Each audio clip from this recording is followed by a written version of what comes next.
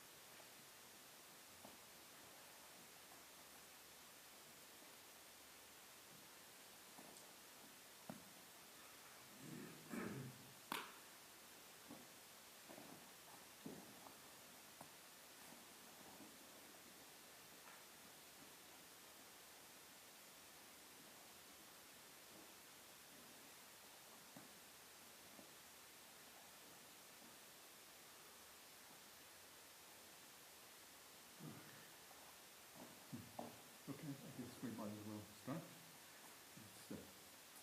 This is on.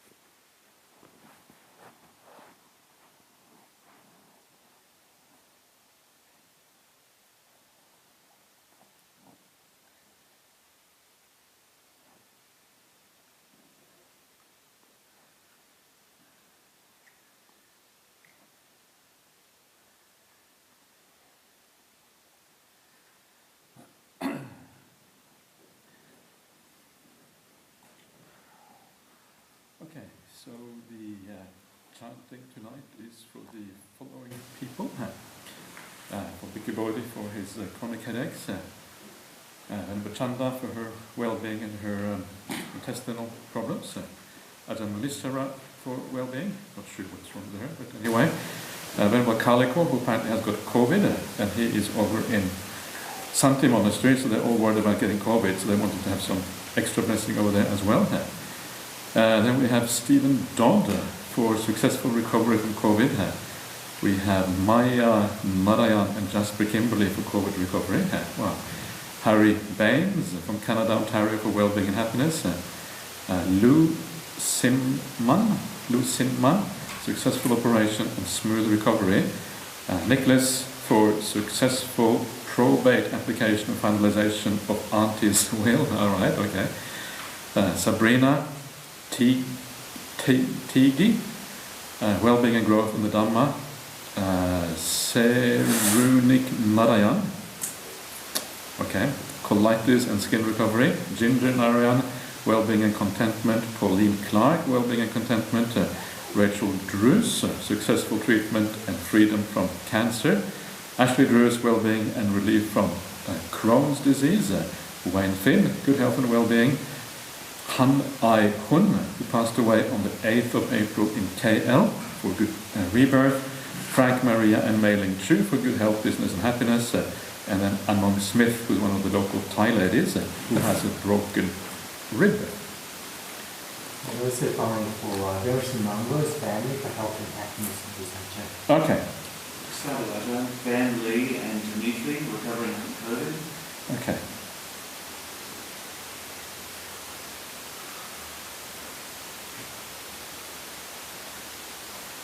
COVID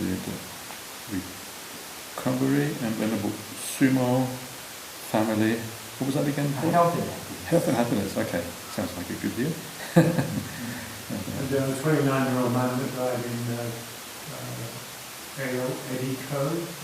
Eddie Coe? Yeah. Not Eddie Coe, Eddie Coe. Okay. Eddie Coe, okay. Quality rebirth. Quality rebirth. Okay, I'll put that in there, quality rebirth. That's a good one.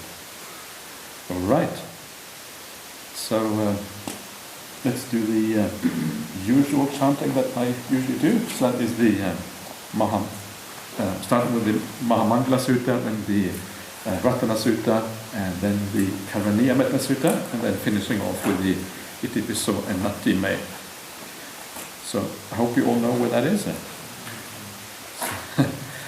The first sutta is on page 4, the second one on page 6, and the third sutta is on page 17 now. Okay, so here we go. Namo tassa bhagavato arahato samma sambuddhassa.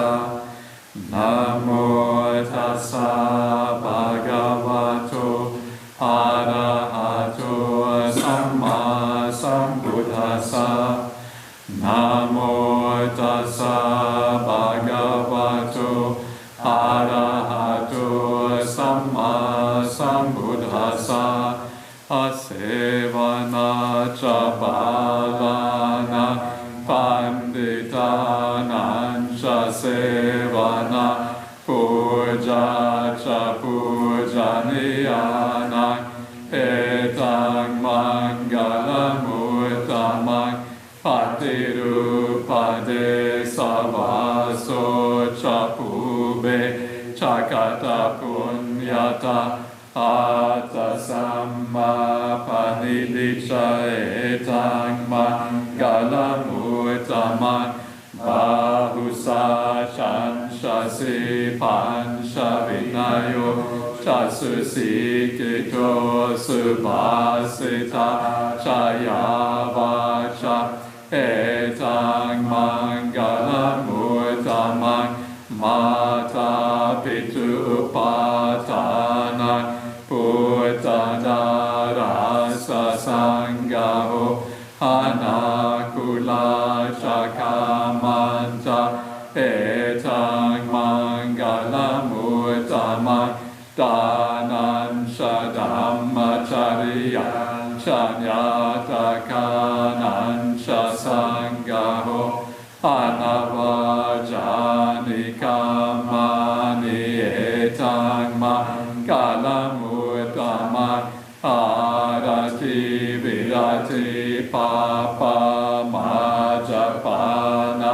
Chasanyamo Apamado Chadame Suetang Galamudamang Garavochanivato Chasantuti Chakatanyuta Kalena Dhamma Savana Hetang Mangalamudama Kanti Chaso Vacha Sata Samananan Shadasana Kalena Dhamma Sakacha Etang Mangalamudama Tapo Cha Brahmacharya Charya Sacha Nadasana Nibbana Sachikiriya Etang Mangalamudamang Buddha Salokata Mehicitang Yasana Kampatiya Sukang Virajang Kema Etang Mangalamudamang Etadisanikatva Nasaba Dhammaparajita Sabata Soting Kashanti Tante Sammangalamudamanti Yankin Shivitang Edavahurangva Sage Suvayang Ratanang Panitang Nano Sama Atitathagatena Idam Pibude Ratanang Panitang Etena Sache Nasuvati Hotu Kayang Viraga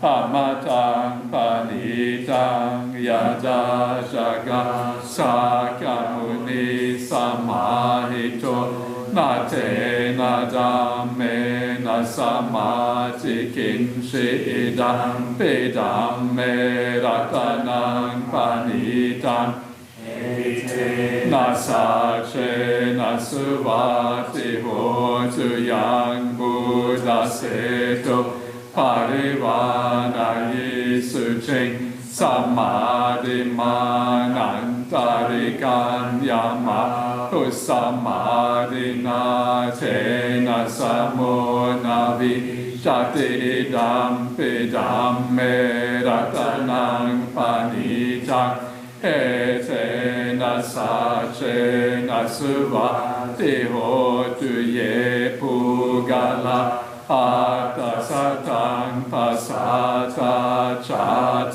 Chatariye Tani Yugani Honti Teda Kineya Sugata Sasavaka Ete Sudinani Mahapalani Ida Pisange Ratanang Panita Etena Sachena Suvati Hotu Yesu Payuta Manasa Dalhenani Kamino Gotamasa Sanang Hite Patipata Amatang Vigaya Lada Muda Nibuting Bunjamana Edam Pisange Ratanang Panita Etena Sachena Suvati Hotu Kinang Puranang Navang Nati Sambhavang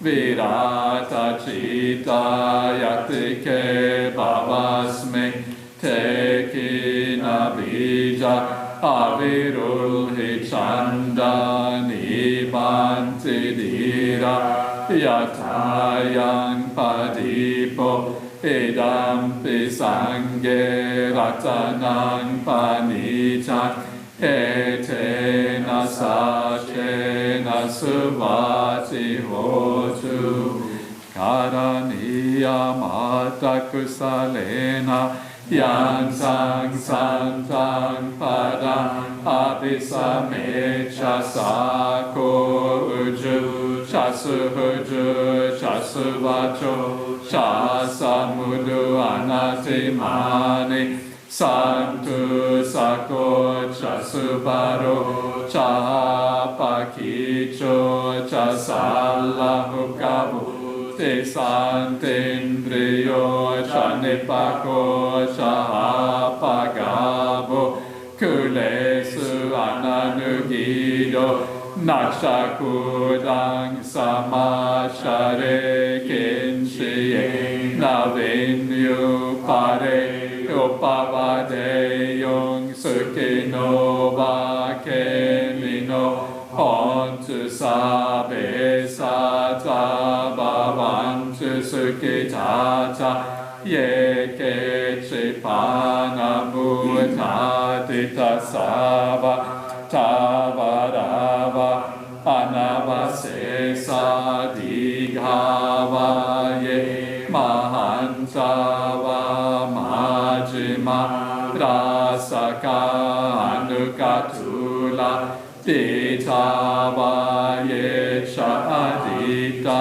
Yecha Dure Vasanti Avidure Bhutava Sambhave Siva Sabe Sata Bhavantu Sukitata Naparo Parang Nikubetanatima Yetaka Tachinan Kinshibayaro Sanapati Gasanya Manya Sadhu Kami Sheyamata Yataniyam Putam Ayusa Eka Putam Manurake Evam Pisaba Bhute Sumana Sangbhavaye Aparimanang Udanga Sabalokasmi Manasang Bhavaye Aparimanang Udangado Chatiriyam Shasang Badang Averang Asapadang Titan Sharang Nisinno Vasayano Yavata Savigata Mido Etang Sating Aditeya Brahman Etang Viharang Idamahuditi Shanupagama Silava Dasanena Sampano Kame Suvineya Gedang Nahi Jatu Gavaseya Punareti Ete Piso Bhagava Araham Samma Sambuddho Vija Charana Sampano Sugato Lokavidu Anutaro Purisa Dhamma Sarati Sata Deva Manusana Buddho Bhagavati Savakato Bhagavata Dhammo Sanditiko Akaliko Ehipasiko Opanaiko Pachatang Veditamo Vinyuhiti Supatipanno Bhagavato Savaka Sangho Ujjapatipanno Bhagavato Savaka Sangho Nyayapatipanno Bhagavato Savaka Sangho Samichipatipanno Bhagavato Savaka Sangho Yadidang Chatta Purisa Yuga Niyata Purisa Pugala Esa Bhagavato Savaka Sangho Pahuneyo Pahuneyo Dakineyo Anjali Karaniyo Anutaram Punya Ketan Lokasati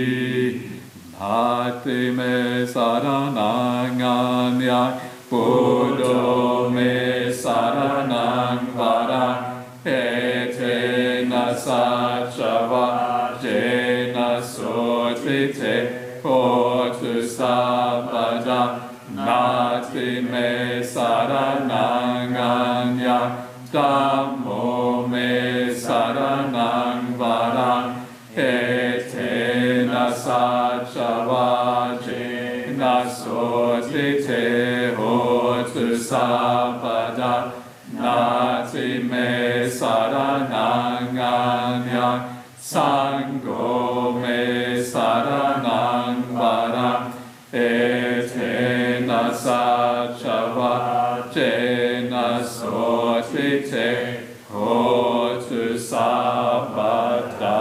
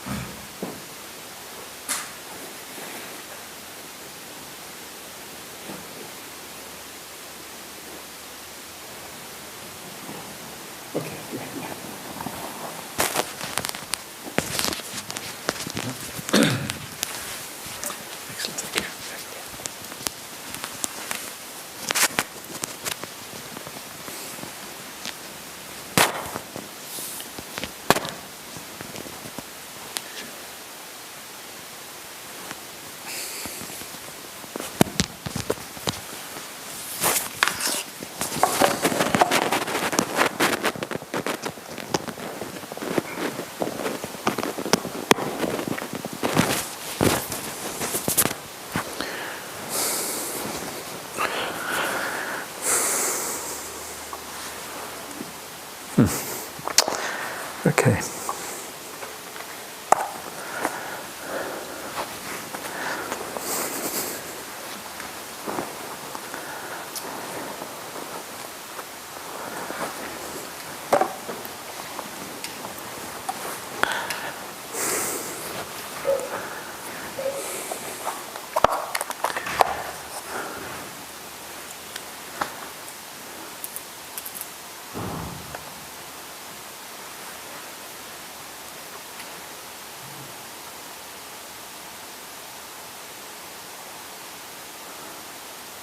Hey.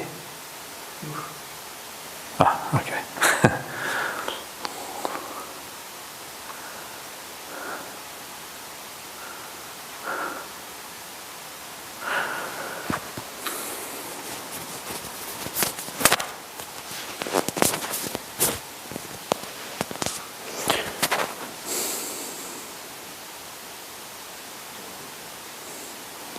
Okay, let's start. So here we go. Namo tassa bhagavato arahato samma sambuddhassa. Namo tassa bhagavato arahato samma sambuddhassa. Namo tassa bhagavato arahato samma sambuddhassa. Buddhang dhammang sanghang namasami. Okay, so I have bad news. There's going to be more Brahmajala Sutta today. So we're going to hopefully finish off, or maybe, who knows what's going to happen. But the idea is to have a look at the last 5 views that are talked about in the Brahmajala Sutta. So last time we had a look at the views that concern annihilationism, which is the idea that you have a self, but it gets annihilated when you die. So it's kind of a slightly scary view for many people. Oh yeah, help! I'm going to disappear. And of course, it is an important distinction between that and the idea of cessation, which is the Buddhist idea. Today, we're going to have a look at views that are concerned with nibbana in this very life. And here they are. So this is called extinguishment in the present life. And the word here is actually ditta Dhamma nibbana. Ditta Dhamma is like in this existence, in the visible state, and nibbana is obviously nibbana. So how can this be viewed wrongly, you might think? And of course, the way it can be viewed wrongly is that if you define nibbana in the wrong way, if you think of nibbana in the wrong way, well, then you have a problem. So this is what this is about. It's about the misunderstanding of what nibbana actually is. So I'm just going to start straight away. So this is what the Buddha has to say here. There are some ascetics and Brahmins who speak of extinguishment in the present life. They assert the ultimate extinguishment of an existing being in the present life on 5 grounds. And what are the 5 grounds on which they rely? So extinguishment here is nibbana, of course. This is the translation that Bhante Sujato is using, and I'm also using. I think Bhikkhu Bodhi has also been using it recently. And so when we talk about extinguishment in this particular context, actually, I should actually read out the first kind of ground, first of all. It makes it easy to understand what is going on. But the point here is, for example, you have the idea again of an existing being, the extinguishment of an existing being. So this idea of existing being means that there is a self involved here. The idea of existence is always the idea of permanency in Buddhism. So this again has to deal with some kind of eternalism, most likely, because we're dealing with an existing being. So they exert the extinguishment of an existing being. So what exactly does that mean? So let's have a look at the first case before I start discussing these particular words. There are some ascetics and Brahmins who have this doctrine and view. When this self amuses itself, supplied and provided with the 5 kinds of sensual or sensory stimulation, that is how the self attains the ultimate extinguishment in the present life. So when you amuse yourself with the 5 sensory world, that is the idea of nibbana. And you might think this is some kind of joke, perhaps. How can anyone think of this as nibbana? It kind of doesn't make any sense. It seems to be, it's so contrary to how we normally think about these things in the Buddhist teachings. So this is where you have to really understand the idea of nibbana, what it actually can mean, depending on the context, depending on who is talking about it. And you do find in the suttas, not just here, but elsewhere as well, you find the word nibbana used in a variety of different ways. It is not just used in the Buddhist sense, and especially in context, non-Buddhist context, well then you will hear people use the word nibbana in all kind of weird ways. And one of those ways that you find in the, if you wish to look it up, in the Sutta Majjhima Nikaya 75, which is the, I lost the name of the person, Magandhya, that's right, Magandhya Sutta, Majjhima 75, and this is where the Buddha speaks to this wanderer, and this wanderer called Magandhya. And the Buddha says to Magandhya, Nibbana is the highest happiness.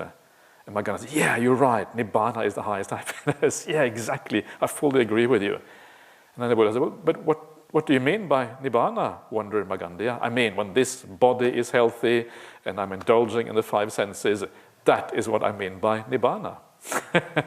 So this actually seems to have been a view at that time, that Nibbana was just the kind of indulging in the five senses, yeah, and this was some kind of way of dealing with this, some kind of way of the highest happiness. Later on, in the suttas, the Buddha himself also talks about Nibbana in a kind of graduated way. Nibbana is called, it is like a, what is called Pariyayena Nibbana, Nibbana which hasn't run its full course, if you like, temporary or preliminary Nibbana, yeah? And the preliminary Nibbana is the first jhana. It's kind of interesting. And then the second jhana is the second preliminary Nibbana, going all the way up to the fourth immaterial attainment, which is the eighth preliminary Nibbana. Then you attain cessation of perception and feeling, sanya, vedayita, nirodha. You become an arahant, and that is when you attain Nibbana without any further course. Yeah? Nippariyena is the Pali word for that. It is no further course, nothing more to be done. It's like the ultimate Nibbana in a sense. So even the Buddha uses Nibbana in a kind of, this is very rare, this I think is only one place in the suttas, but still he used that kind of in a temporary way here. So how then, in a kind of graduated way I should say here, so how then do we understand it? How do we understand it in this context when you are amusing yourself? Yeah? What is it that is Nibbana in this particular case? And what is Nibbana, and we will see this in a second, is the idea of suffering here. So the idea here is that you attain the highest kind of happiness. Yeah? And you can imagine if you don't have any insight in meditation, if you have no experience of any kind of stillness of the mind or anything which is deeper than this, then maybe that makes sense. Yeah? This world, whenever this world really works for you, when you are provided and supplied with the five kinds of sensory happiness, maybe that makes sense to think of that as Nibbana, because you don't know of anything else. Why should you take anyone else's word for the fact that there might be something more? There's no ground, maybe no grounds for doing that. And so you say that's Nibbana. It's Nibbana in the sense that it is the highest happiness that you can attain. So the idea, presumably, yeah, because here we are dealing with eternalist views, as we can see from this idea of an existing self. The idea then, presumably, is a little bit like maybe a sensory or sensual heaven. Yeah, maybe a bit like the Amitabha, the famous Amitabha heavens, or maybe a bit like a Christian heaven, yeah, where you go to God and you kind of enjoy all the sensory pleasures of a heavenly realm, or something like that. And that kind of goes on forever, and you don't really have any suffering, you just enjoy sensory pleasures. And so this might be it. And in fact, in the suttas, you find this particular expression here, the idea of amusing oneself and being supplied with and provided with the five kinds of sensory happiness. It usually applies to the kings. Yeah? It usually applies to people who are really high up on the social hierarchy. And so obviously it means someone who has access to refined, happy sensory pleasures, and then assuming that if you have it all together in the right way, you won't have any suffering. So this is kind of the idea of Nibbana in the broader Indian context.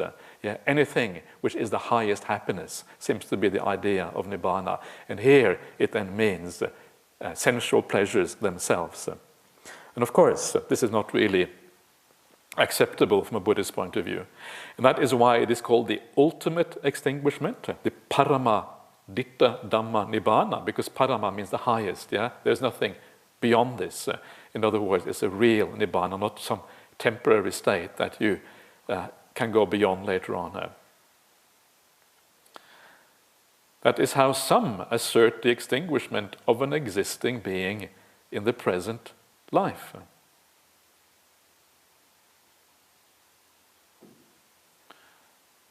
So as always, please feel free to stop me and say whatever you think is appropriate at any particular time. So let's go on to the next one. But someone else says to them, that self of which you speak does exist. I don't deny it.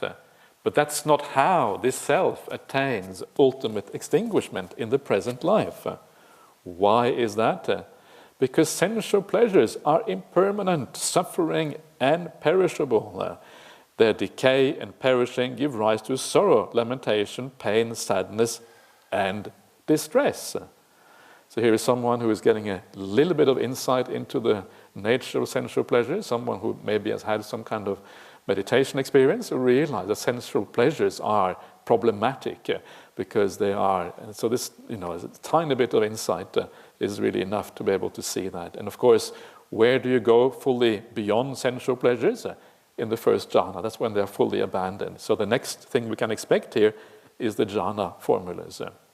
So this is the deeper self that they claim to have then attained, and then see nibbana in this deeper aspect. Go away. Okay. Quite secluded from sensual pleasures, secluded from unskillful qualities, this self enters and remains in the first jhana, the first absorption, which has rapture and bliss born of seclusion, while placing the mind and keeping it connected.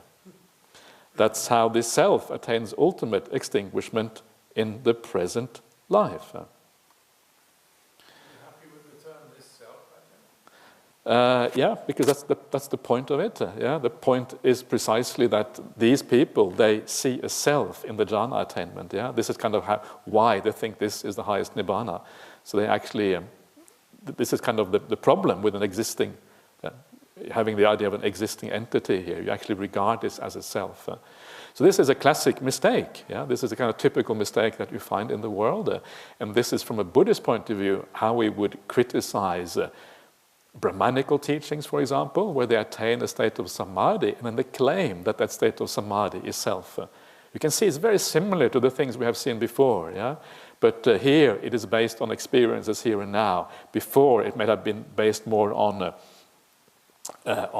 projections into the future or whatever. But here it's more like, okay, right now I have already attained the highest kind of nibbana, and then that carries on maybe after you die. So it's a similar kind of mistake we have seen before. The idea that the data you have is you have experienced the jhana state. You know it has certain exceptional qualities that that you would like to last forever, and because you would like to last forever, you assume that because you have experienced them during life, they will carry on after you die. And remember, the point here is that these states, they feel far more real. Far more. This is far more powerful, far more everything here. And that's why they're so easy to grasp as a self. You're going beyond the data and adding characteristics to the states that they don't actually have in themselves.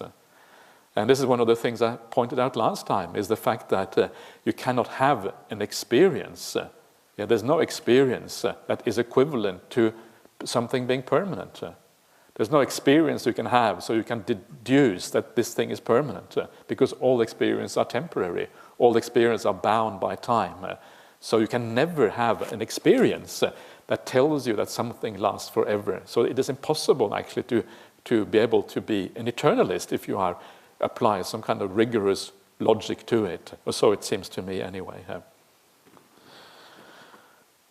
So that is the first jhana experience taken as a self.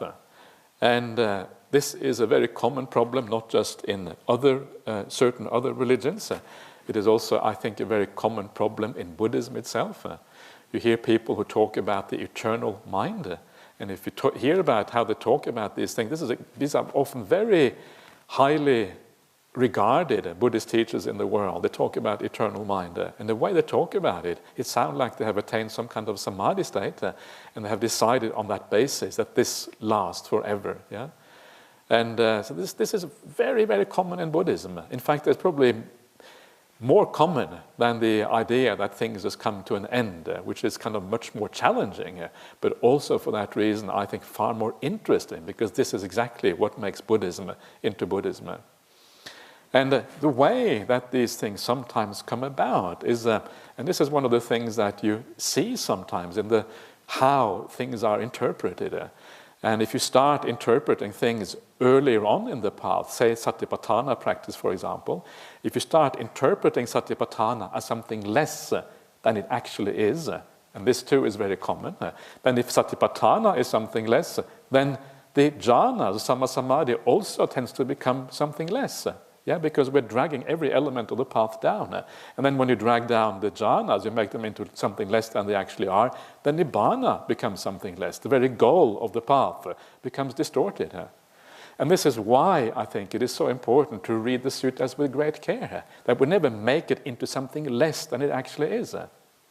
So how is it that Satipatthana is... I've just done a course on Satipatthana at the Dhammaloka Center, and how is Satipatthana downgraded here? I think this is a very interesting kind of point. And it's actually quite hard to see this unless you do a kind of a historical analysis of the Satipatthana Sutta, of the kind that Bhante Sujato has done and Venerable Analayo has done to some extent. This is a fairly modern way of approaching the suttas. So just to give you an idea of what is happening is... you have in the Satipatthana Sutta, you have 4 Satipatthanas, right? 4 focuses of mindfulness. The first one is the Kaya-anupassana, the contemplation of the body. You have the Vedana-anupassana, contemplation of feelings. The Chitta-anupassana, contemplation of mind. The Dhamma-anupassana, contemplation of phenomena or of principles. So 4 Satipatthanas. The first one, the Kaya-anupassana, contemplation of body. The 6 ways in the Satipatthana Sutta that this is supposed to be done. The first one is mindfulness of breathing. Second one is the 4 postures. The third one is clear awareness of your daily activities. Sati Sampajanya. Fourth one is the 31 parts of the body. Fifth one is the 4 elements. And the 6th one is the cemetery contemplations. Of those, how many of those are actually likely to go back to the time of the Buddha? And this is very interesting. And what you do when you do the comparative study is you find that the one that is most likely to go all the way back to the Buddha, because it's found in all sources, is the 31 parts of the body. It's very fascinating. The second most likely one is the 4 elements. It's only missing in one source. And the third most likely one is the cemetery contemplations that are missing in, I think, 2 sources. The least likely are the first 3 here. So why is this interesting? And the reason why this is interesting is that if you look at... Let's forget about mindfulness of breathing, because that is a profound practice. It just doesn't belong there, because it actually belongs to the whole of Satipatthana Sutta. But if you look at the 4 postures and the activities in daily life, this is like a lesser kind of practice. It's a practice that you do during daily life. And this is where all the vipassana ideas about doing meditation in daily life, that's where it comes from. It is all based on this. It's based on the idea that you are aware of what's happening in daily life. And you add a bit of commentarial ideas on top of that. And then you get this daily life meditation that is so common around the world. But if you see that these things don't actually belong in the Satipatthana Sutta at all. Where do they belong? They belong before Satipatthana. They belong as part of right effort. This is part of the thing that leads up to Satipatthana, that you have clear awareness in daily activities. And it's very obvious when you look at the way the path is laid out. In many places, that's exactly what you find. You find Sati Sampajanya first, then you find Satipatthana later on. This is a standard sequence in the suttas. So it is the Satipatthana Sutta that stands out for being weird. So once you take those out, and once you start to look at the Satipatthana Sutta without those things, then Satipatthana becomes a profound meditation practice, something you do when you sit down. It becomes roughly the equivalent of the Anapanasati Sutta of mindfulness of breathing. It is meditation, proper meditation. It is not just daily activities. This does not mean that daily activity, full awareness, is not important. It is very important, but it belongs earlier on the path. And it is the point here is that we don't drag the Satipatthana down to a lower level than it actually is. And once we understand that Satipatthana is basically equivalent to Anapanasati, to what you see in the Anapanasati Sutta, you understand how profound it is. It is all about calming down, it's all about experiencing bliss. It is all about moving the mind to the jhana state. The very last the 12th link of the Anapanasati Sutta is called Vimochayang Chittang, which means liberating the mind, yeah? And that usually means entering the jhana states. That is Satipatthana. That is what it is about. It takes you all the way to the edge of the jhanas. That is where the Samma Samadhi takes over. And once you see that, you kind of put Satipatthana, you raise it up, and you lift it to a place where it deserves to be. You put it on the right kind of pedestal. Yeah, it's actually a very profound and beautiful practice. And then it leads to the jhanas. The jhanas must be very profound because they are at the end of a long sequence of blisses, of peaceful, of calming down. The whole process that is described in the Anapanasati Sutta, which is one level of peace after another, one bliss after another.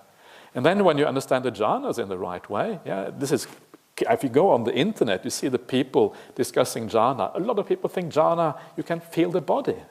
Yeah, we'll see this in a second, precisely because of this idea of kaya we talked about last time. That's how it is interpreted. But of course, if you feel the body in the jhana state, it is far less profound than if you let go of those things completely. This one thing is far beyond the other one. It's just natural because it gradually fades away. So complete elimination of something is going to be more profound than if it is still present. It just follows from the cause, from the development of these things. And by getting that wrong, you then get nibbana wrong, and the whole thing becomes very problematic. So it actually matters. Sometimes people say, oh, but it doesn't matter if you put that into the Satipatthana Sutta because they're all good practices. Well, actually it does matter because it leads to a reinterpretation, it leads to a misunderstanding of the whole path, and then you end up not going to the end of the path itself because the end of the path has been completely misunderstood and misinterpreted. Ajahn, may I ask you, absolutely. in regards to those 6 components that are actually dealt with in contemplation of the body, including Vedana as well as what was it? No, you mean the 4 postures and the daily activities, is that what you mean? Daily activities, 4 elements, 31 parts of the body, cemetery contemplations, and mindfulness of breathing. That's the 6 in the body. And then you have, after that comes Vedana, Chitta, and Dhamma. Okay. I just want to basically determine the authenticity of those factors, basically. In Ajahn research of the authenticity, in terms of the Chinese translation, which factors are in common with the Theravada translation? So what Bhante Sujato does, he takes 7 different sources. One of them is not so important. One of them is the Prajna Paramita Sutta, which is the Mahayana Sutra, which is interesting for comparison, but it's not so important. So say 6 sources. And of those 6 sources, what you find is that all of them have the 31 parts of the body. So that must be the most authentic one. It's found everywhere. Second most authentic is the 4 elements. It is found in all except for 1. The third most authentic is the cemetery contemplations. It's in all except for 2. And the last 3, the mindfulness of breathing, the 4 postures, and the awareness of daily activities, only found in 3 out of 6, only half the sources. So you can argue that the original body contemplation is the 31 parts of the body. The rest may have been added over time. When it comes to the Vedana-nupassana and Chitta-nupassana, there is much more coherence, very, very similar across the board between all the various. There's some slight variations in terminology, but it's essentially the same in the 2 next Satipatthanas. In the 3rd Satipatthana, Dhamma-nupassana, by far the most authentic ones is the contemplation of the hindrances and the 7 awakening factors. The 5 aggregates, 6 sense spaces, and 4 noble truths are very likely to be later additions. And when you start to look at this, it becomes very fascinating because what you start to see is that this is really a samatha practice, mostly focused on calming things down, giving up of defilements. But of course, with samatha comes vipassana, so it really is both. But it changes the whole way of thinking about Satipatthana once you kind of clarify these issues. So it's very interesting here. Thank you. Yeah.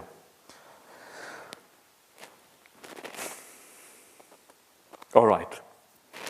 So that is the Nibbana according to these people. The first jhana, and very I think this is a very common problem today in the Buddhist world as well. So actually it's very interesting. Yeah.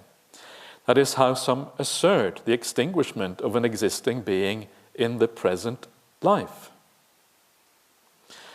But someone else says to them, that self of which you speak does exist, I don't deny it, but that's not how this self attains ultimate extinguishment in the present life. Why is that? Because the placing of the mind and the keeping it connected, there are course. But when the placing of the mind and keeping it connected are stilled, this self enters and remains in the second absorption, the second jhana, which has the rapture and bliss born of immersion of samadhi with eternal clarity and confidence and a unified mind without placing the mind and keeping it connected. That is how this self attains ultimate extinguishment in the present life. So here you go deeper, someone has a deeper experience. And what happened there? Is that something happening? Seems to be reconnecting. Yeah. When you were reading before, Ajahn, it wasn't showing up in the same.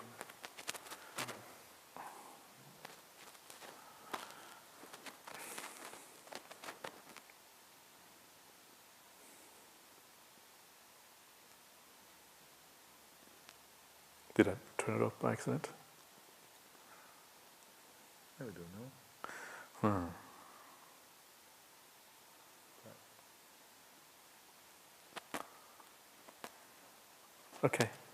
Okay, great.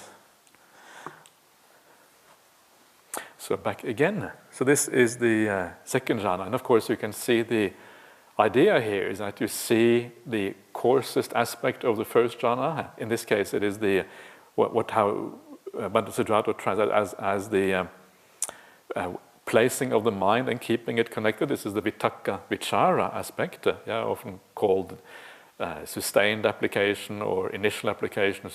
Some people call it thinking and pondering. It's all kind of translations. But this one is quite a nice translation because it makes it non-thinking. It's about an aspect of the mind, how the mind works, without any kind of verbalization of the mind implied. But this is still a coarse aspect because it is a movement of the mind. So you realize that you go to a more refined stage. And that more refined one is obviously, that must be Nibbana, because it's more refined, it's better. And this is how they achieve this, how they come up with this idea of Nibbana in the present life.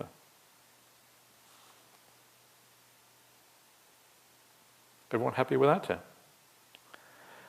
That is how some assert the extinguishment of an existing being in the present life. So it is extinguished in the sense that you have extinguished all the dukkha, that is otherwise there, and then of course that extinguishment will then continue after you die. So you continue in the second jhana forever. Yay! But someone else says to them, that self of which you speak does exist, I don't deny it.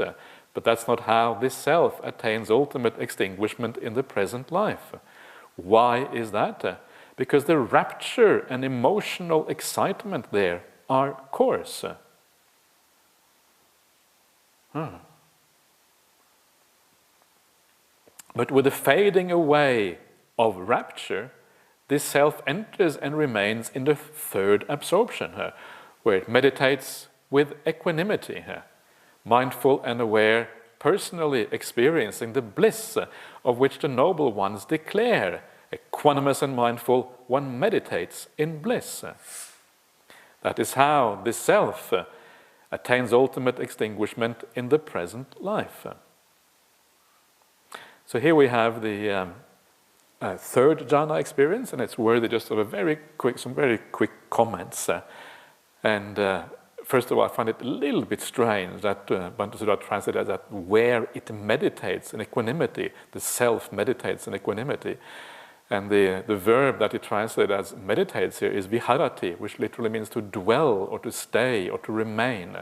I think it's better to say to remain in equanimity than to meditate in equanimity, because here you just happen to be in a state.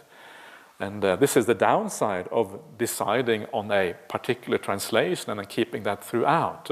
There are times when viharati doesn't mean meditate, it comes close to that, but sometimes it just becomes awkward, and I think this is one of those contexts. But one of the interesting aspects here is this a phrase, personally experiencing the bliss. Personally experiencing the bliss. And the Pali for that, very interestingly, is kayena. Kayena again, right? Kayena sukhang patisangvedi. Sukhang is bliss. And patisangvedi is to experience or to feel, in a certain way. And so this is saying that you experience bliss. And remember, in the second jhana, you're experiencing piti sukha, you're experiencing rapture and bliss together. Now you are experiencing bliss, sukha, by itself for the very first time. So kayena here is really the interesting word, because it is an instrumental. It tells you how you explain that, how you experience that bliss by the kaya. And it doesn't make any sense here unless you think that the physical body is still somehow present in the jhana states. If you think that, well, this is one of the reasons why you will then argue that you can experience the body in the jhana states. But if you see instead kayena as meaning whatever personality, whatever person you bring there, whatever the thing that actually has the experience, as I was arguing last time, it comes from the idea of the sentient body, the full experience of existence.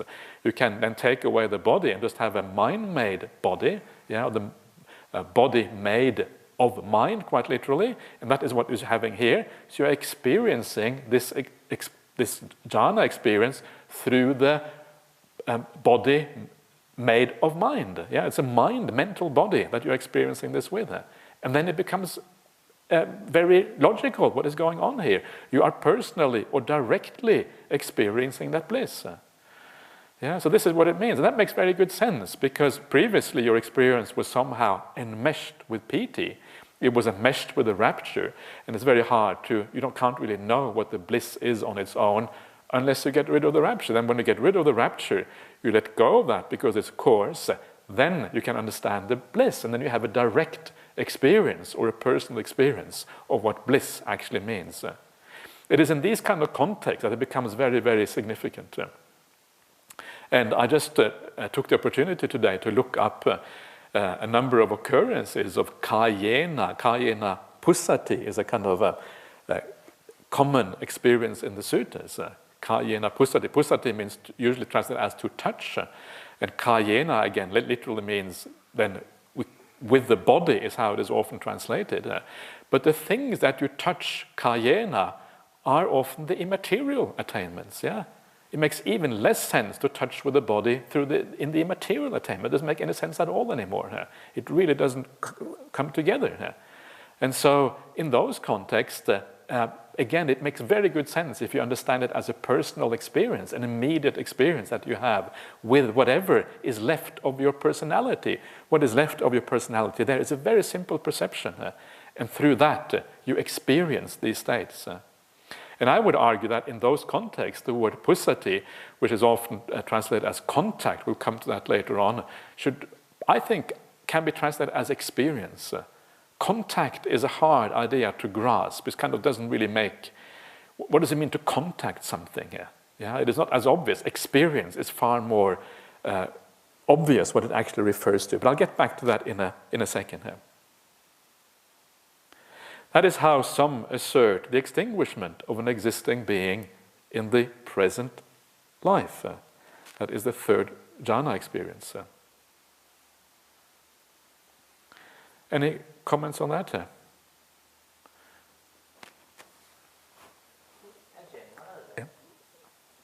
any idea why you wouldn't just say conscious of these things rather than kayena? I don't know. I think it has this idea of this kind of extended meaning of personal and direct experience, immediate experience. something like that. I think that's kind of the idiom there, which kind of makes it work. And that is, I think, would be lost if you're just saying, you know, you're conscious of it or aware of it. I mean, the thing is that it is described in different ways in different places. And this is what kind of is fascinating. So, for example, in the immaterial attainments, it doesn't use the word kayena in the normal description of them. It just says ananta, and it puts ananta in quotes. So it means like, in that case, it just means conscious or aware of or perceiving endlessness. Yeah? So if you look at the actual formula for the immaterial realms, that is how they're described there. But the point is, again, this is one of those things about the way the sutras work. They kind of approach things from many different angles. And when you get the various angles, it kind of starts to kind of hold together in a nice way. You start to see how these things actually work. So, yeah. All right.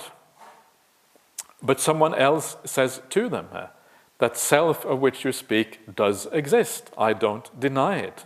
But that's not how this self attains the ultimate extinguishment in the present life. There is something deeper. Why is that? Because the bliss and enjoyment there are coarse. But giving up, this is the highest bliss you can have in samsaric existence, and it's called coarse, just to make that point. But giving up pleasure and pain, and ending the former happiness and sadness, this self enters and remains in the fourth jhana, absorption. Without pleasure or pain, with pure equanimity and mindfulness, that is how this self attains ultimate extinguishment in the present life. That is how some assert the extinguishment of an existing being in the present life. So here we go completely beyond all positive or negative feelings, and you are left with this, what you can call neutral feeling, if you like. The sutras don't actually have a word for neutral feeling. The sutras just call it adukkha sukha, neither pain nor pleasure. But you can translate it as neutral, which some people do. I think that's kind of fair enough. So there you are. Those are the 5 ways of describing Nibbana in the present life. 5 different ways of doing that. And I'm not sure and what, but that's what it is. Does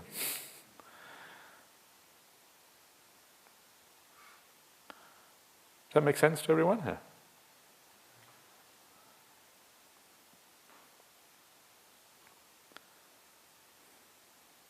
Does anyone think that these people are right, or is the Buddha right? Or yes, Venerable. I can't get my phrasing right.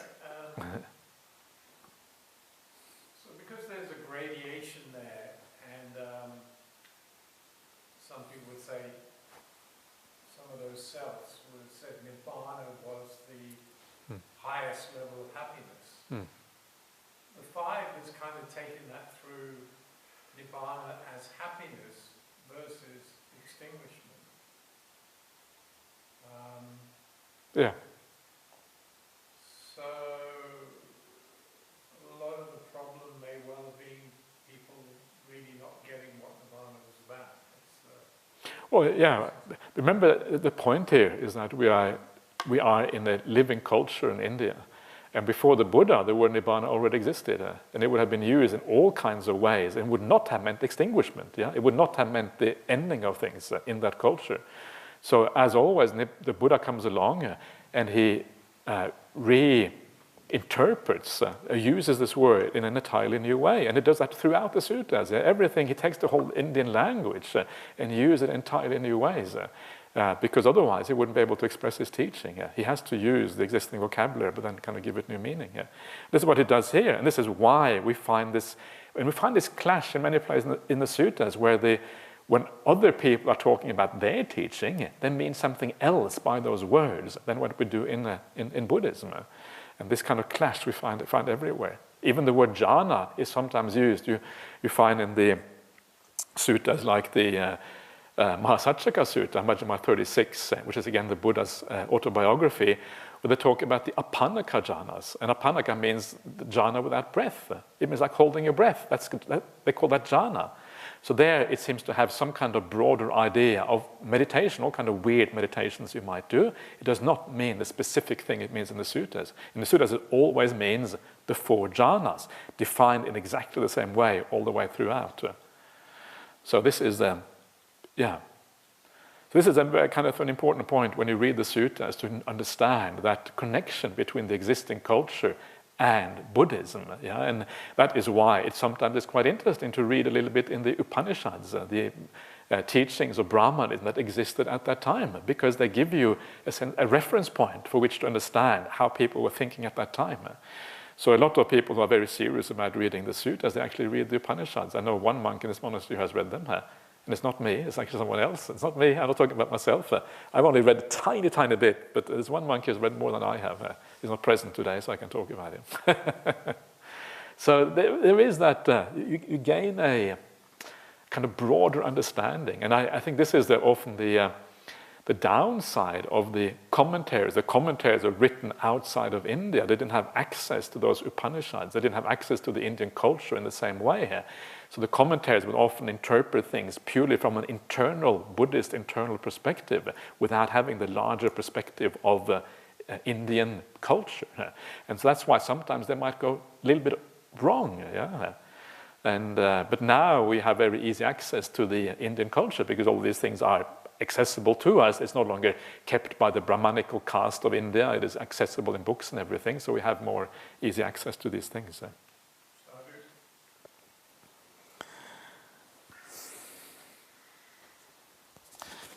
Yes, Rohan.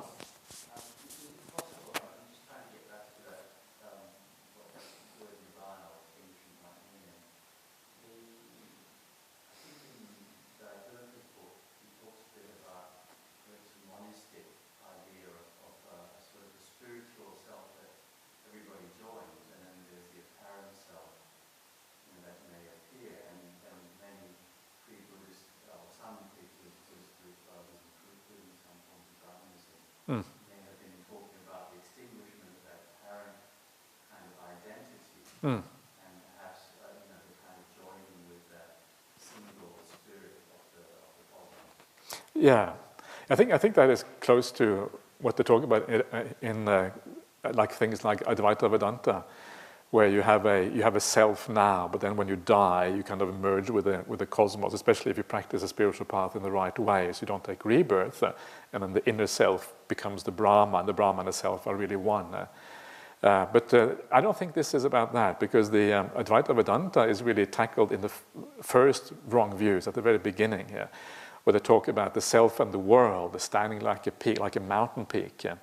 And the self and the world there really is a way of thinking about Brahman or Brahma in the ancient Indian way, because the world, as we see it, is almost like the universe is almost like an appearance of Brahma almost. It's kind of Brahma's way. So they don't really distinguish between the world as such and Brahma. That usually has the same meaning here. So they are the self and the world, are basically one thing, and they are like a mountain peak, solid, standing forever in eternity. And that is where those things come in. So the whole sutta is very interesting, because it takes all these ancient Indian views, and they existed at least in embryonic form already back at the time of the Buddha, even though this is before Advaita Vedanta existed as a specific teaching. They may have existed in embryonic form. I think it's quite likely, because these spiritual practices are very, very ancient, and they had Brahmanical ascetics and all of these kind of things. And then he counters all of them, and he counters the God ideas about God creating the universe. He counters the ones about where the universe just arises spontaneously, which is like the Big Bang theory. And it's just actually very comprehensive when you go through all of those views. But we have been through those already, really, in the early, before you got here, because we've been doing this for quite a while. So, so yeah. Okay.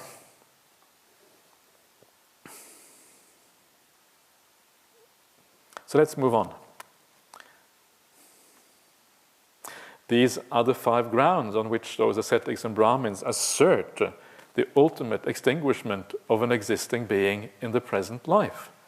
Any ascetics and Brahmins who assert the ultimate extinguishment of an existing being in the present life do so on one or other of these 5 grounds.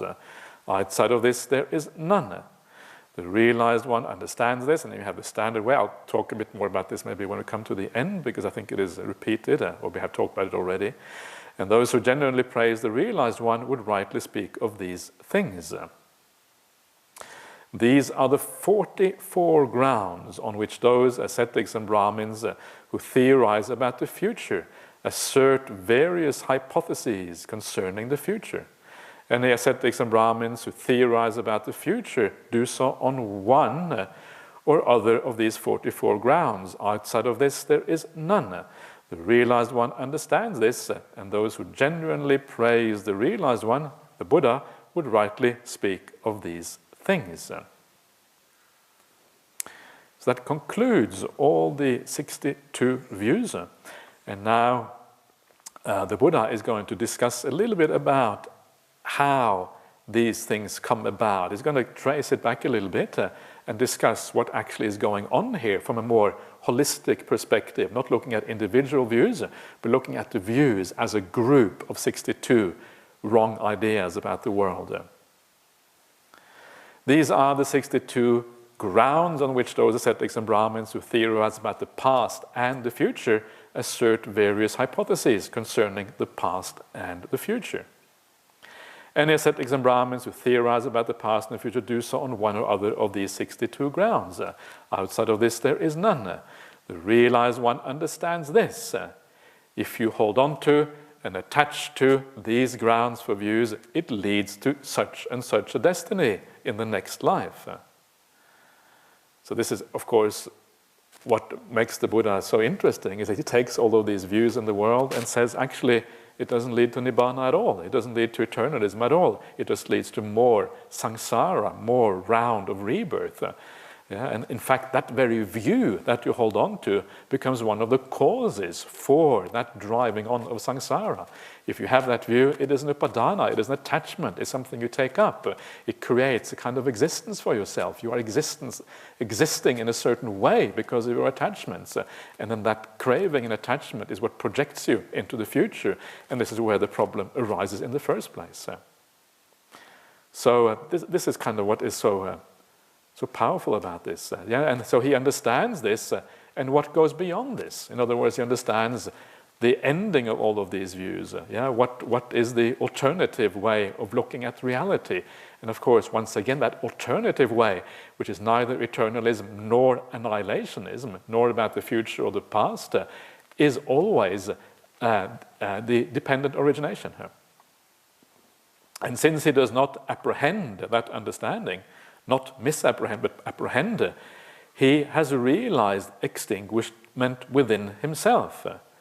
Having truly understood the origin, the ending, the gratification, the drawback and escape from feelings, the realized one is freed through non-grasping. And just to remind you again that what is interesting about this is suddenly the Buddha is talking about feelings. Suddenly he brings in feelings again. And this is exactly what we were talking about before, that the source of these views is feelings. You start off with a feeling that you exist, or you have this sense that you exist, and then, of course, that sense is a bit shaky always. I'll come back to that in a second. And then whatever theory, whatever idea in the world that gratifies that feeling, gratifies that sense of I am, makes you feel good about yourself, and then you grasp onto that, and you grasp onto these views as a consequence. And this is the problem, and why it is so incredibly hard to escape from these things. What's the Pali term for feelings in this sense? I think it is Vedana, or maybe Vedayita, or something like that. It's one of those words that are very closely related to Vedana. So so kind of sensations, good, bad, not good, bad, who knows, but good, bad, and neutral. These are the principles: deep, hard to see, hard to understand, peaceful, sublime, beyond the scope of logic, beyond the intellect, if you like, subtle, comprehensible to the astute, which the realized one makes known after realizing them with his own insight. And those who genuinely praise the realized one would rightly speak of these things.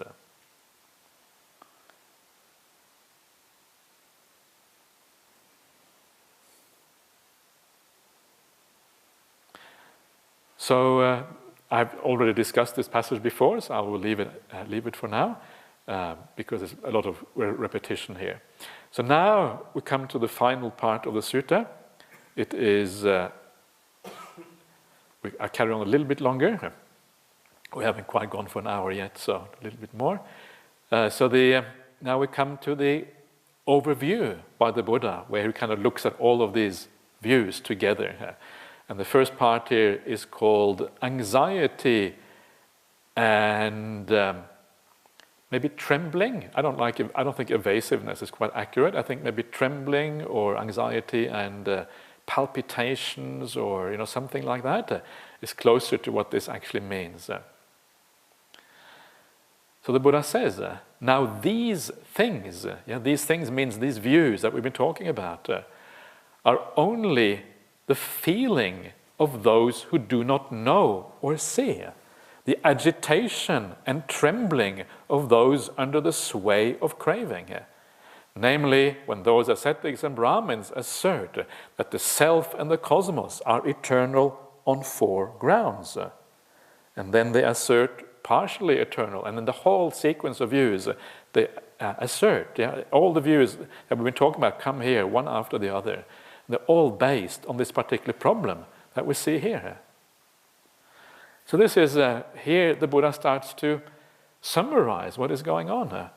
So he's saying here that these views, they are the feeling, or if you like, they are a direct outcome of the feelings. I mean, they're not literally the feelings, but they are a direct outcome of the feelings of people who are blind, who don't see things as they actually are. And everyone is pretty much blind until the Buddha comes around. So it's not kind of something remarkable or anything like that. But this is where it comes from, because when you feel that there is a self inside, it is natural to have these kind of views. It just emerges from those things. But the problem is, because it is a misunderstanding of reality, because that sense of self that you have doesn't have any real counterpart in the real world, then it is going to be challenged all the time. It is going to, you wake up in the morning and you say, I don't really feel like myself today. I mean, I'm sure we all have had that feeling sometimes. You feel a bit weird. You don't really feel like yourself. And that is your sense of self being challenged right there. And it feels uncomfortable, right, when you don't feel like yourself. Or your mind starts to go a bit funny. Maybe you start to feel a little bit, your mind is going a bit confused, or you start to feel a bit deluded or something. It's very unpleasant when that happens. Again, you feel a little bit like not your best self, the self you want to be. So these are feelings that I think almost everyone has every now and again. And the reason we have that is because we take ourselves to be one thing, but then reality is something else. And then we start to get agitated. We start to tremble a little bit. You start to feel that you palpitate. Oh, what's going on? This is scary. And one of the responses to that feeling, that negative feeling, is that then you crave for feeling in the right way, for feeling good about yourself again. And that is why you then latch onto these views that somehow agree with how you think you should feel about yourself, the deeper feeling of I inside. You grasp onto those views, and then you know that even if you feel a bit bad for a moment, the deeper self is always there. You're grasping onto that deeper self that sometimes you can see, sometimes you can't, and then you are happy, you can deal with what is going on because you have grasped onto that view. But of course that view turns out to be false, and that is the problem. So you're holding on to a view which then you kind of project yourself. This is my existence. This is who I am according to this view. And in this way, you project yourself into the future. I exist now. I live in this way. And you kind of see yourself as continuing in this way. It's a craving that comes with that view, with the attachment to this way of being. And this is how you then carry on into the future. So by the very definition, when you have this problem, as soon as you see yourself inside, as soon as you see that, then you will want to feel good about that self. When that self doesn't match reality, you start to become agitated. You crave for the right kind of feeling. You take up these views to kind of stabilize things, and the whole thing sort of gets out of control. And you have a big problem. And then the whole cycle of existence follows from that craving, from that taking up of those views. The dit upadana.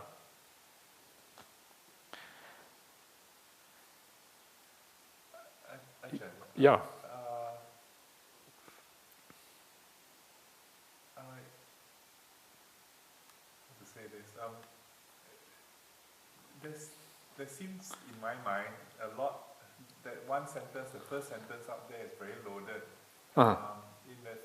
It says these things are only the feelings of those who do not see, the agitation, evasiveness, and the sphere of craving. So the things is the agitation, and in my mind, I think evasiveness might be denial. It's not actually, the Pali word is vipandita. Vipandita means like to tremble, basically. It is used like that. Like, for example, if you touch something and it trembles when touched, it's called pandati. That's what it is. So I don't really understand why he has translated it as evasiveness. It doesn't make any sense to me here. But, okay, anyway. Yeah.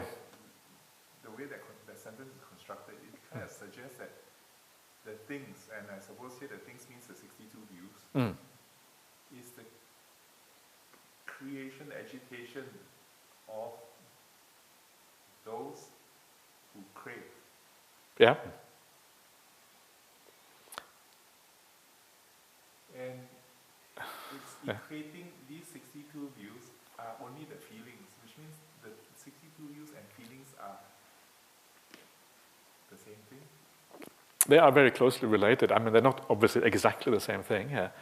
But they are closely related because the views give rise to feelings and the feelings give rise to views. So they kind of revolve around each other, and they are part of the same problem. The agitation arising from craving.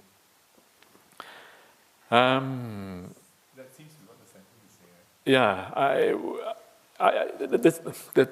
The problem here is that you have to be careful when you read an English sentence because it may not perfectly be equivalent to the Pali. This is kind of one of the problems always with these kind of things. I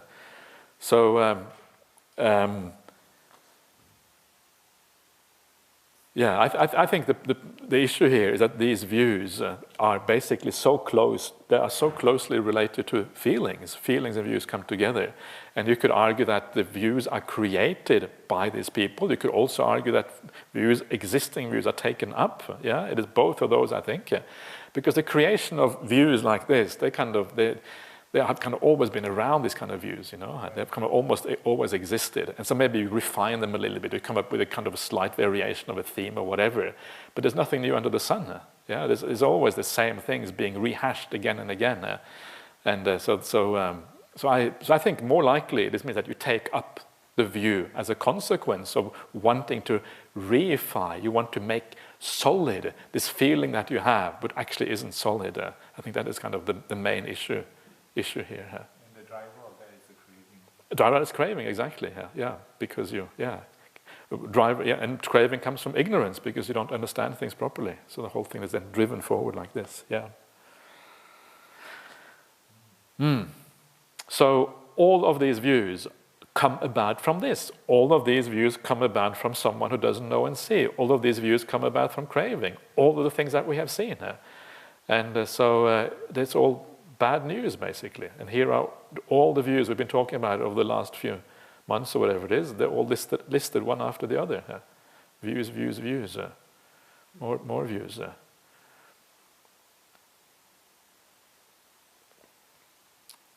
So, and then he says it again. When those say exactly the same thing, they come from those who are under the sway of craving.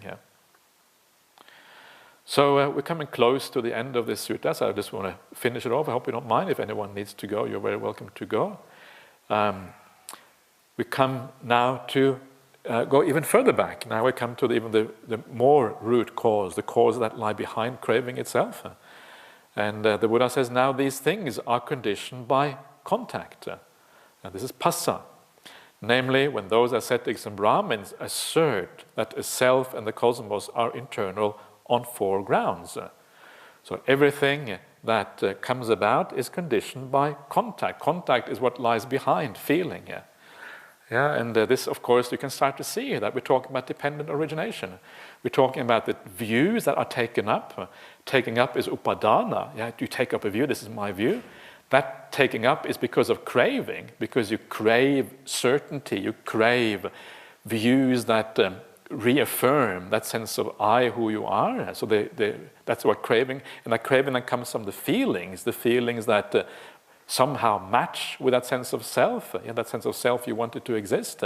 And then those feelings in turn come from contact. So what exactly is contact? But you can see dependent origination starting to work here, right? The factors kind of lining up very nicely. So you can assume that the Buddha is going to talk about dependent origination very soon. So what exactly is this thing we call contact? This is passa in Pali. And it always comes from the 6 sense bases. Then you have contact, then you have feeling. That's always the sequence. So obviously contact means that we contact the world, right? It is always described in the suttas as the coming together of 3 things. The eye, the sense organ, the object that you see, and then consciousness. And when these 3 things come together, the meeting of the 3, the sangiti of the 3, it is called in the suttas, then you have contact. And that contact means then that you experience something, right? That is kind of the idea of contact. And I think, if I'm going to be honest, that a better translation, this is kind of would be overthrowing, 100 years of Buddhist scholarship, but I think an alternative translation, maybe not better, but at least alternative translation of passa would actually be experience rather than contact.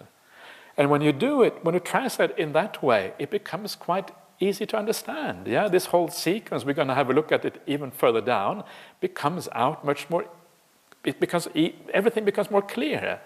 These things are conditioned by experience. Experience is the problem. And of course, a very important aspect of experience is precisely feeling. Feeling comes about because you experience. So you experience, then you have feeling because of that.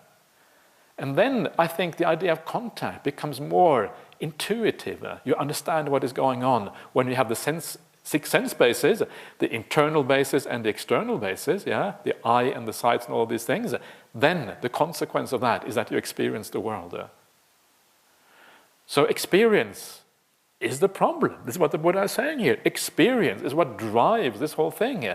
If we take away experience, then you're going to be okay here. Experience the problem. Of course, it's not just experience that is the problem. It is a defiled or deluded kind of experience that really is the issue here. But ultimately, experience itself could here be seen as a problem, because this is what drives this, together with ignorance, drives this whole process forward. So when you have experience with ignorance added to it, then again, all of these views arise from the fact of experience. Views. And that too is conditioned by contact. So then comes the alternative. What happens when we have no experience, I suppose? So now the Buddha says, now when those ascetics and Brahmins theorize about the past and the future on these 62 grounds, it is not possible that they should experience these things, these views, that they should have these views without contact, without experience. You cannot have these things without experience. It is easier to understand why you have these views based on experience rather than based on contact. It's more intuitive. It is not possible that you should have these views without experience. Because you are experiencing a self, or you are seeing a self falsely within your experience. You're adding something to your experience which isn't actually there. Dependent origination. Now, when those ascetics and Brahmins theorize about the past and the future on these 62 grounds, all of them experience this by repeated, or all of them have this by repeated experience through the 6 fields of contact. Their feeling is a condition for craving here. Feeling should have been in there somewhere. All of them feel this by repeated experience through the 6 fields of experience. Their feeling is a condition for craving. Craving is a condition for grasping. This is the upadana. These are the views that we're talking about. Grasping is a condition for continued existence. Once you have a view, it is like you exist according to that view. And that existence, that making of karma that you do through existence, is what then propels you, together with craving, to rebirth. Continued existence, grasping is a condition for continued existence is a condition for rebirth. Rebirth is a condition for old age, death, sorrow, lamentation, pain, sadness and distress to come to be. So there you have the outcome of that grasping, the outcome of experience, is that you end up with suffering, you end up with rebirth, and you end up with all the consequences of rebirth. But let me just go back a little bit here and just point out again how translation, how we translate, can make a big difference in how we understand these things. So we have the 62 grounds, that's what's in the first part of the sentence there, the 62 views, All of them feel this, I think feel is better there, by repeated experience, contact, through the 6 fields of experience. So this is in Pali is the pasayatana, the 6 fields of experience, the fields of contact called here. Pasayatana, almost always translated as something like fields of experience, fields of contact, or maybe spheres of contact or something like that. So pasayatana is a compound from passa and ayatana. And ayatana I have talked about here before, but ayatana quite literally means like a stretching out.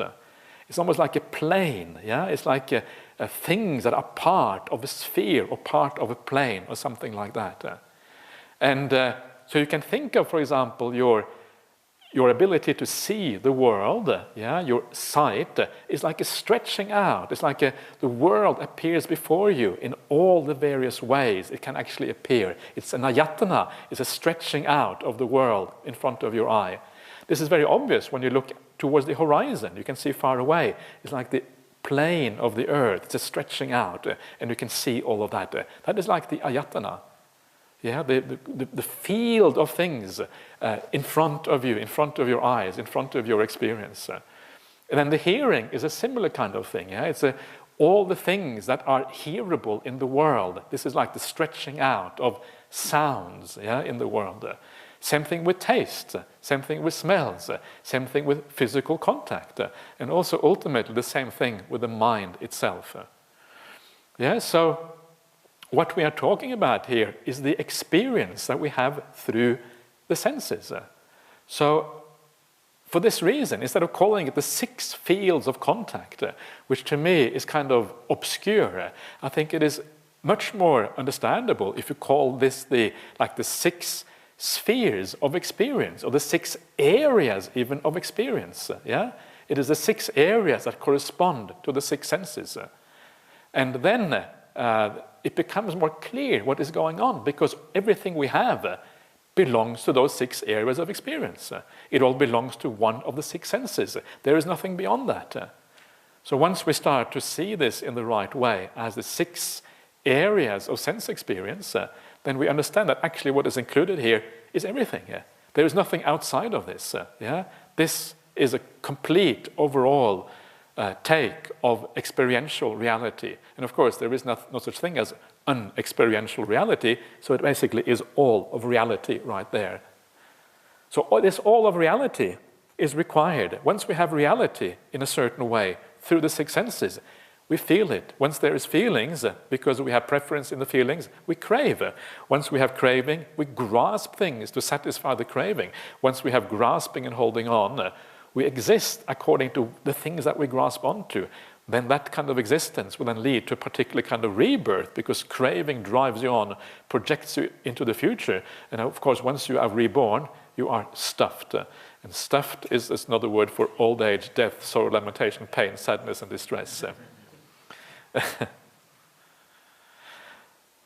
Okay, then we come to the end of all this.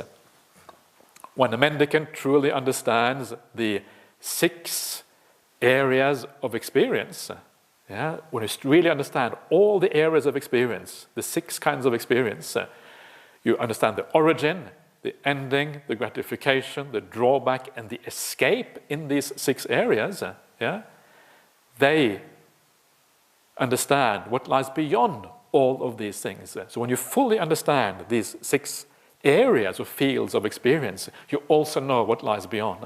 And what lies beyond, of course, is the giving up all of these things. That is like Nibbana itself, yeah? The ending of things, the extinguishment of things. That's kind of the teaching here. So what is the origin of these 6 fields of experience? Well, there's 2 ways you can think about the origin of these things. One is like the immediate origin. The immediate origin is whatever you pay attention to now. Yeah? If you pay attention to something, either you pay attention to the sound or to the sight. Yeah? So that is then the immediate cause for what is happening right now. And that is interesting because it is interesting because we need to deal with immediate things to overcome our defilements. This is where sense restraint comes in and all of that. But in terms of the round of existence, in terms of how these fields of experience actually come to exist in the first place, of course, what we're dealing with is rebirth. Yeah? And so we understand the origin of these things. The origin of these things is craving. Yeah? So we see the connection between craving and rebirth. This is really what this means. And everything really comes back to the kind of simple truths that you find in the Four Noble Truths, for example. You see the ending of this. You understand that when you get rid of craving, then this whole thing stops. Yeah? And then you have these other 2 very important and very significant ideas here. The idea of the gratification, the asada, and the drawback, the adinava, because this is what makes you understand that there is gratification in the world. Yeah? There is gratification in sensory pleasure, but there's also the drawback. And you have to kind of understand these things fully. And when you understand these things fully, you understand that the gratification is peanuts compared to the drawback. The drawback is the real problem. Then you go for the escape, the nisarana, as a consequence. When you see all of these things together, you understand what is going on. Then the escape happens as a matter of course. And that is then the cessation of everything, the ending of ignorance. And because you end ignorance, you end craving, and then the whole thing unravels, and you don't get reborn as a consequence. This is what is roughly what is going on here, the end of the round of rebirth. All of these ascetics and Brahmins who theorize about the past or the future are trapped in the net of these 62 grounds. So that wherever they emerge, they are caught and trapped in this very net. Yeah, this is why it's called the Brahmajala Sutta. Yeah, the net is the jala. The Brahma here means like this kind of amazing net. Yeah, this is why Bhante Sudrata translated that the prime net, because it's a kind of the net which catches all the views in the world. Everything is caught in this, yeah, and everyone is trapped by this net. And that being trapped here, I think, symbolizes the idea of being trapped in samsaric existence. Wherever you emerge, whatever view you settle on, perhaps, is maybe the idea of emerging here. You are trapped by that view itself, and you cannot go beyond it. And then once you see that, then you have an opportunity to let it go. Suppose a deft fisherman or his apprentice were to cast a fine mesh net over a small pond. They would think, any sizable creatures in this pond will be trapped in this net. Wherever they emerge, they are caught and trapped in this very net. In the same way, all of these ascetics and Brahmins who theorize about the past or the future are trapped in the net of these 62 grounds. So that wherever they emerge, they are caught and trapped in this very net.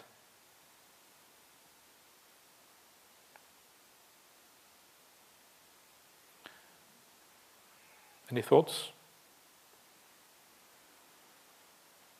So we're all trapped in the net right now until you understand the drawbacks of gratification and sort of explode everything. That's a very important point, right? It's not as if we are somehow outside of that net, we are still trapped in it. But at least we have some means by which to go beyond. Most people don't even have the means, yeah? And this is kind of what distinguishes us from people who are, who actually hold these views as absolutely true and who don't challenge them at all. So yes, every one of us is, unless you're an Arya, And I'm not going to ask anyone if they were in Arya, but unless you're in Arya, you are going to be trapped by this net. That's exactly right. So that's why we are continuing on this round. The realized one's body remains, but his attachment to rebirth, or his leash to rebirth, his bond to rebirth, has been cut off. As long as his body remains, he will be seen by gods and humans. But when his body breaks up after life has ended, gods and humans will see him no more. So you will notice here how the Buddha will not be seen by gods and humans after he dies. I like here to reference certain people who claim to meet the Buddha in their meditation practice. No, the Buddha does no longer exist. You cannot see him. The Buddha is gone. He's beyond the ability to being seen. Just to make this point right here, because here the Buddha is specifically direct about it. The attachment to rebirth, this is the bhava neti, and neti means like a conduit or a leash or a rope that ties you to rebirth. And you cut that rope off, you cut that conduit off, there's nothing to be able to give you that pathway that leads to rebirth in the future. That is kind of what is going on here. When the stalk of a bunch of mangoes is cut, all the mangoes attached to the stalk will follow along. In the same way, the realized one body remains, but his attachment to rebirth has been cut off. As long as his body remains, he will be seen by gods and humans. But when his body breaks up after life has ended, gods and humans will see him no more.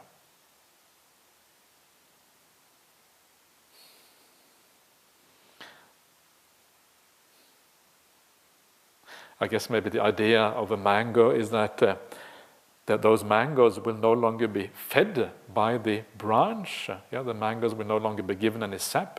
They can't grow. The seeds will no longer mature. They cannot give rise to a new seed, which gives rise to a new mango tree, which then might be representing rebirth here.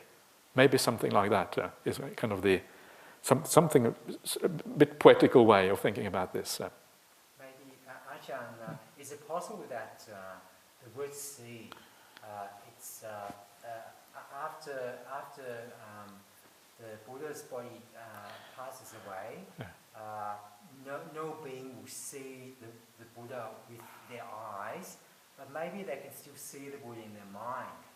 Is that possible? Well, he says devas, right? And devas, they often don't see with the eyes, they see with their minds already. Some of these devas, kind of the vision is already in that realm because they don't have physical eyes in the ordinary sense. I think you need to understand this broadly as being all kinds of any experience of the Buddha. That's the only thing that makes any sense to me. So, yeah. Thank you. When he had spoken, Venerable Ananda said to the Buddha, "It is incredible, sir. It is amazing. What is the name of this exposition of the teaching here?"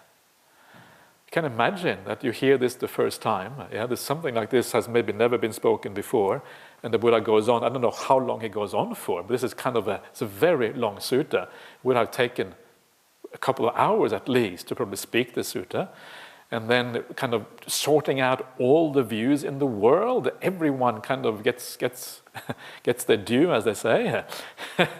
And it would have been amazing to sit there listening to this first time this was spoken. If there was a first time, maybe it was added on over time, I'm not sure. It would have been a pretty remarkable thing. So you can imagine saying it is incredible, it is amazing, it kind of really very fitting for this particular teaching here. So what is the name of this exposition of the teaching here? Well then, Ananda, you may remember this exposition of the teaching as the net of meaning, the Atta Jala, or else the net of the teaching, the Dhamma Jala, or else the prime net, the Brahma Jala, or else the net of views, the Ditti Jala, or else the supreme victory in battle. This is what is it? Sangamaji. I think it's just Sangamaji, something like that. So this is the lots of favorite names for this sutta. It obviously was considered pretty powerful. There are a few suttas like that who have this kind of ending where they ask the Buddha, not many, I think only about 3 or 4, maybe in the whole canon, and the Buddha kind of lists a number of possible names. Another one is the Honeyball Sutta in the Majjhima Nikaya 18. That is what the Buddha said. Satisfied, the mendicants were happy with what the Buddha had said. And while this discourse was being spoken, the galaxy shook. Trembled. That's better, isn't it? I think it's better. Anyway, whatever. It amounts to the same thing, yeah. This is the, what is it? The Dasa Sahasi Loka Dhatu Sanpakampi or something like that. And the galaxy here is the Loka Dhatu, and Dasa, I think was it Sahasa Loka, the 1,000-fold world system. This is what he translates as galaxy. It's just, I think, a random translation. I don't know how you can say it's exactly a galaxy, but anyway, it sounds nice. So there you are. So that's the. I'm feeling a bit sad now. I come to the end of the Brahmajala Sutta. It's such a powerful thing here. Are there any final comments? Yes, Richard, please. In the words of the Buddha, Ajahn Brahm used the word experience. Yeah. You used it for Yeah. Yeah. Who is right?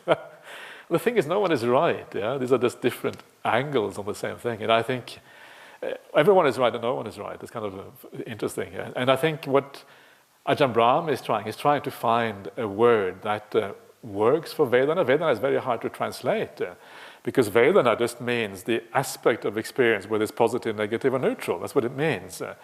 But Vedana is really the critical aspect of experience. It is the aspect that makes life meaningful, that gives meaning to it. Without Vedana, nothing would have any meaning here. This is what drives us on in life. This is what makes any craving, any kind of motivation possible. Without Vedana, there would be no motivation to do anything here. The world would just collapse into a heap of meaningless nonsense. So Vedana is really the critical thing, and very often in the suttas you see people, they contemplate Vedana to become arahants, yeah, precisely for that reason, because once you understand Vedana fully, how empty it is, well then everything becomes meaningless. So I kind of sort of understand where Ajahn Brahm is coming from by calling it experience, because he's trying to find some word which actually brings out the importance of the term and that. But to me, the word experience in English, I feel it is a little bit too broad, yeah, because for me experience is everything here. It's everything we have right now. It's what we see, it is our perceptions, it is our consciousness, it is the volition, it is all the 5 khandhas, all the 6 sense bases experience, to my mind. So I prefer not to use the word experience for Vedana. I prefer maybe to use something like sensation, or I think even feeling, I'm okay with that. So I would think that Phassa, to me, is actually not is a good place to use it. The problem is that I only decided on this kind of translation recently. I haven't actually checked it against all occurrences in the suttas of how it is used in the suttas. So it may be that I'm sure there are cases where Phassa does not fit with experience. I'm sure there is. So sometimes what you have to do is you have to have subgroups. You have to have Phassa in certain contexts to translate as experience, or the context as contact. Yeah. And I actually have become more and more in favor of, instead of having one Pali word, one English translation, to have one Pali word, many English translations, maybe 2 or 3, yeah? But be very careful that the context is the same. So when you translate in one way, the context always has to be the same context. You don't mix the contexts. But if you keep the context very clearly apart, I think it's perfectly okay to translate the same word in different ways. But that means you have to do quite a lot of research. It is very research-intensive kind of translating here. Fortunately now we have fairly good dictionaries. So one of the things I did when I thought of, we should translate Phassa as experience. I looked it up in a dictionary. We have now the Margaret Cohen, the Green Dictionary of Pali, which is a very good dictionary. And sure enough, she had experience as one of the translations of Passa. And I thought, wow, that's very interesting. This fits with how I see this. Yeah. So I think that I'm obviously not the only one, and maybe I got the idea from somewhere else. Very often you think it's your own idea, but you actually got it from somewhere else. That's happened to me so many times, and you kind of tend to get conceited for absolutely no reason. I really want to be conceited, but I can't sustain it. So there are some reasons for going in that way. And the thing is that there are other things in the sutras you could also translate as experience. I think, like Patisangvedi, for example, which is a slight elaboration on the word Veda. Veda means like to understand and to feel. And Patisangvedi, which is an elaboration on that word with a few prefixes, actually experience is a very good match for that word as well. So it's hard. You have to make choices, and no translation is ever perfect. And that is why the interesting thing is often to see different translations, and again gives a broader view. It can be very frustrating to see these different translations if you're not used to it. But once you really get into Dhamma, actually, it can be very useful to see different translations.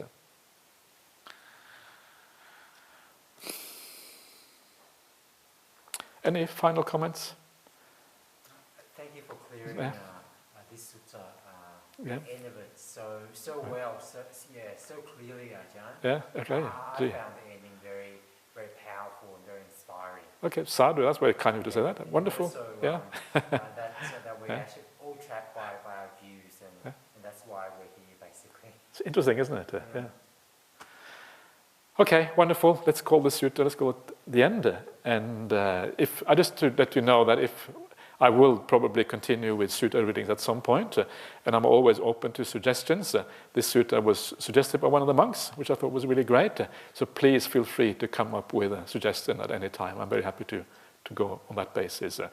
So, okay.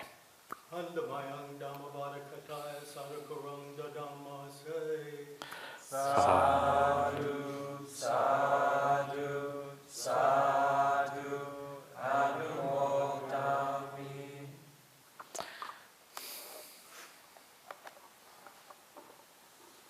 I can't remember the beginning anymore. Go back to the beginning, start again. Actually, there's one section we didn't finish, actually, in the sutta. Maybe I think I'll just forget about it. I don't feel like doing it. No craving to go around again. No craving to go around again. I wish.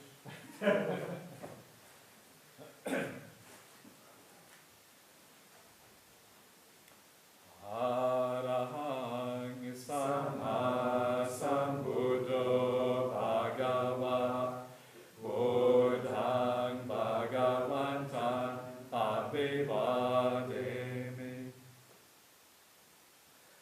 Svakato Bhagavata Dhammo Dhammang Namasami Supatipanno Bhagavato Savaka Sangho Sanghang Namami.